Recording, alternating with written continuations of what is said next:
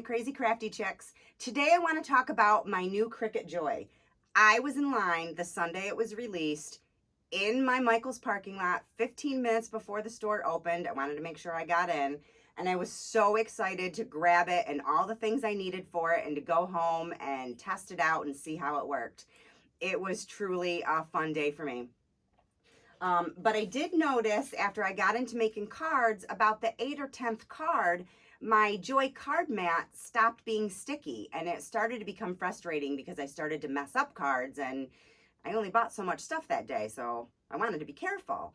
At first, I taped down the corners of the card when I put it on the mat with blue painter's tape, and that was all fine and dandy, but the middle of the card kept lifting and being messed up when it was cut.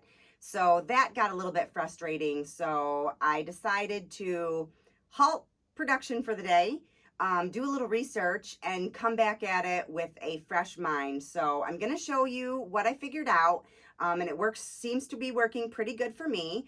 I'm going to show you how I did it, and it has made my Joy mats a joy to use with my Joy. So what I did was a little sponge applicator, and I had some Aleene's Tack It Over glue. I bought this glue on Amazon probably about 6 or 7 months ago because I wanted to take all my rubber stamps and take them off the mount and turn them into cling stamps, and they'd be easier to store and they'd be easier to use.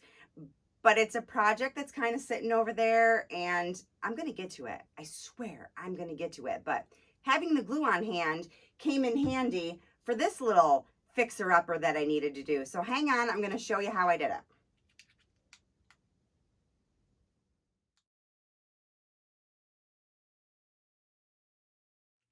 Okay, so the first thing you want to do is take the cover off the mat.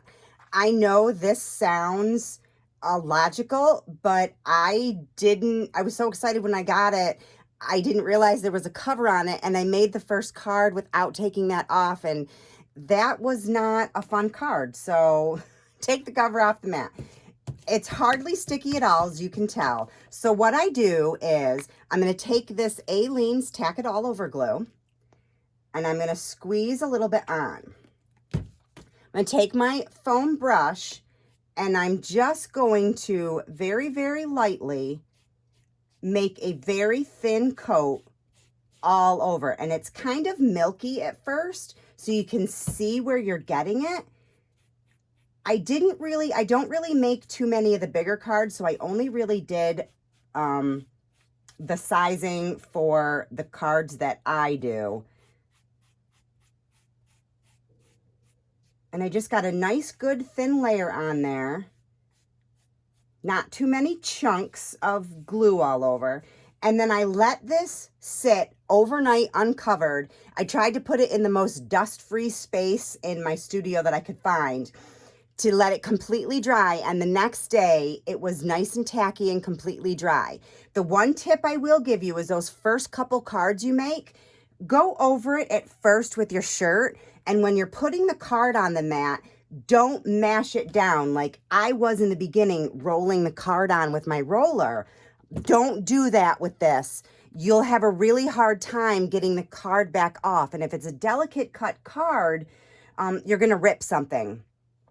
So after I did this to my mat, I was able to get through a shocking 32 cards before I realized that I had to do it again. So it really worked great for me. I hope it works great for you. Like I said, I bought the Aleene's Tack It Over glue, over and over glue on Amazon.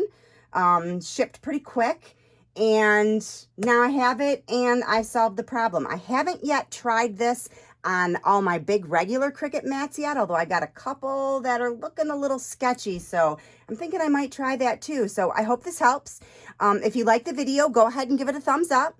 Click the little bell so you can get notifications on all the great videos that we have coming out. And have a very happy crafting day. The chicks will see you later. Bye.